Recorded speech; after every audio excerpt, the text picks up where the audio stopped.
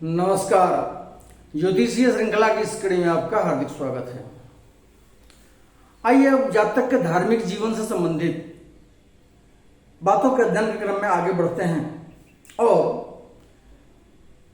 जातक के प्रवज्या योग अर्थात संन्यास योग के बारे में बात करते हैं और उनका अध्ययन करते हैं। कुंडली में संन्यास योग किस तरह से निर्मित होता है, इस पर अपना ध्यान आकर्षित करते हैं। ग्रहकृत संन्यास भेद। यदि जन्म के समय 4 या 4 से अधिक ग्रह एकत्रित होकर किसी स्थान में बैठे हों तो ऐसा जातक प्रायः सन्यासी होता है, परंतु केवल 4 या 4 से अधिक ग्रहों के एकत्रित हो जाने से ही संन्यास योग लागू नहीं होता है। उन ग्रहों में यदि कोई बलि ग्रह नहीं हो तो यह योग लागू नहीं होता। तात्पर्य यह है कि उनमें से कम एक ग्रह का बलि होना अनिवार्य है। पुनः यदि बलि ग्रह अस्त हो,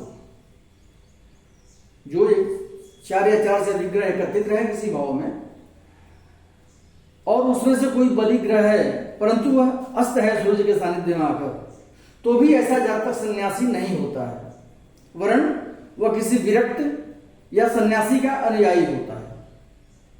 इसी प्रकार यदि प्रवज्या कारक बलि ग्रह किसी ग्रह युद्ध में पराजित हो या अन्य ग्रहों की दृष्टि उस पर पड़ती हो तो ऐसा जातक संन्यास ग्रहण करने का उत्साही तो होता है, परंतु उसे दीक्षा नहीं मिलती है। पुनः यदि प्रवज्या देने वाला ग्रह युद्ध में हार गया हो परंतु उस पर किसी ग्रह की दृष्टि नहीं पड़ती हो तो ऐसा जातक संन्यास ग्रहण करने पर उसे छोड़ देता है, अर्थात संन्यास ग्रहण करता है और फिर अपने गृहस्थ जीवन में वापस आ जाता है। ऐसा भी लेख मिलता है कि उन ग्रहों में से अर्थात जो एक साथ एकत्रित ग्रह हैं, किसी एक का दशमाधिपति होने से प्रवज्या योग होता है। जो एकत्रित ग्रह है उसमें से कोई एक ग्रह दशम भाव का स्वामी हो तो प्रवज्या योग का निर्माण कुंडली में होता है। अतः प्रवज्या योग के लिए इन बातों पर विचार करना आवश्यक होता है। जितनी बातें हम यहाँ पे कर चुके संन्यास योग के लिए, उसमें मुख्यतः ये पॉइंट निकलकर सामने आते हैं। पहला पॉइंट है कि 4 या 4 से अधिक ग्रह एक स्थान में एकत्रित हों। 4 या 4 से अधिक ग्रहों का एक स्थान में एकत्र होना आवश्यक है संन्यास योग के लिए। दूसरा पॉइंट है कि उनमें से कोई ग्रह बलि हो। एकत्रित ग्रहों में से कोई ग्रह बलि हो, एक ग्रह बलि हो या 2 ग्रह भी बलि हो सकते हैं, ज्यादा ग्रह भी बलि हो सकते हैं, कम से कम एक ग्रह का बलि होना अनिवार्य है। तीसरा पॉइंट है बलि ग्रह अस्त नहीं हो, जो प्रवज्या कारक ग्रह बन रहा हो वह अस्त नहीं हो सूर्य के सानिध्य में आकर। चौथा है बलि ग्रह युद्ध में पराजित नहीं हुआ हो। पांचवा पॉइंट है कि हारे हुए बलि ग्रह पर अन्य ग्रह की दृष्टि नहीं पड़ती। जो पराजित बलि ग्रह है उस पर कोई ग्रह अपनी दृष्टि नहीं डाल रहा हो और उन एकत्रित ग्रहों में से कोई दशमाधिपति हो, दशम स्थान का स्वामी हो।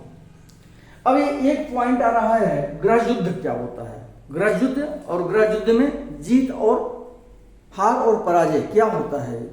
जीत और पराजय ग्रह युद्ध के बारे में हम जानते हैं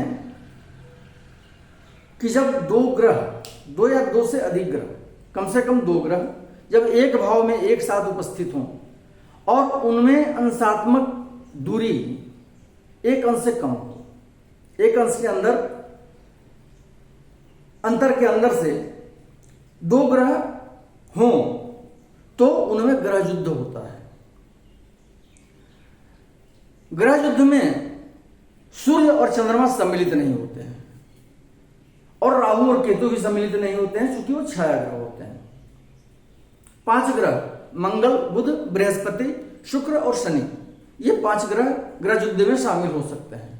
अर्थात जब 2 या 2 से अधिक ग्रह एक भाव में उपस्थित हों और एक अंश के अंतर से दोनों की स्थिति हो या अन्य ग्रहों की स्थिति हो एक ही अंश के अंतर में, तो ग्रह युद्ध होता है। अब उसमें भोगांश देखा जाता है। एक अंश के अंतर में 2 ग्रह स्थित हों तो उसमें किसका भोगांश कितना है। जिसका भोगांश ज्यादा होता है वह पराजित होता है और जिसका भोगांश कम होता है वह विजयी होता है। जैसे मान लो बुध और शुक्र एक साथ किसी भाव में उपस्थित हों और दोनों का भोगांश, बुध का भोगांश 15 अंश 12 कला है और शुक्र का भोगांश 15 अंश 14 कला है। तो बुध जिसका भोगांश 15 अंश 12 कला होगा अर्थात कम होगा वह विजयी होगा और जो जिसका भोगांश ज्यादा होगा वह पराजित होगा। तो यह है ग्रह युद्ध और उसमें जय और पराजय। तो ये जो ग्रह युद्ध की बात कही जा रही है इस पर ध्यान देना आवश्यक है। अब इस स्थान पर विचार करना होगा कि जातक को यदि प्रवज्या योग है कुंडली तो वह किस प्रवज्या का अनुयायी होगा, किस प्रकार का प्रवज्या का अनुसरण करेगा या ग्रहण करेगा। जैसे यदि मंगल बलि ग्रह होगा, प्रवज्या कारक योग बना रहा होगा तो जातक लाल वस्त्रधारी सन्यासी होगा, गिरवा वस्त्र धारण करने वाला सन्यासी होगा या बौद्ध धर्म में दीक्षित होगा, इस तरह से हो सकता है। यदि एक से अधिक बलि ग्रहों प्रवज्या कारक बन रहे हों एक साथ बैठे हुए तो उन ग्रहों के मिश्रित प्रभाव के अनुसार संन्यास ग्रहण करता है जातक। मान लीजिए 2 बलि ग्रह हैं तो उन दोनों का मिश्रित प्रभाव दोनों के हिसाब से उसका निकाला जाएगा कि यह किस प्रकार का संन्यास ग्रहण करेगा। यदि 2 से भी अधिक 3 है ग्रह बलि और प्रवज्या योग का निर्माण कर रहे हैं तो तीनों का मिश्रित प्रभाव हम देखेंगे। उसमें बल भी देखेंगे ग्रहों का, उनका काल बल, दृक् बल, दृष्टि बल, स्थान बल, ये सब हम देखेंगे और उसके हिसाब से प्रवज्या योग का निर्धारण करेंगे। अगले वीडियो में हम ग्रहों के अनुसार किस प्रकार का प्रवज्या योग होता है कुंडली में इसका अध्ययन करेंगे। अलग अलग ग्रहों का हम विश्लेषण करेंगे कि सूर्य के अनुसार, चंद्रमा के अनुसार या मंगल के अनुसार अलग अलग उनका क्या प्रभाव पड़ता है और किस प्रकार का प्रवज्या योग होता है, किस प्रकार का संन्यास में जातक दीक्षित होता है। नमस्कार।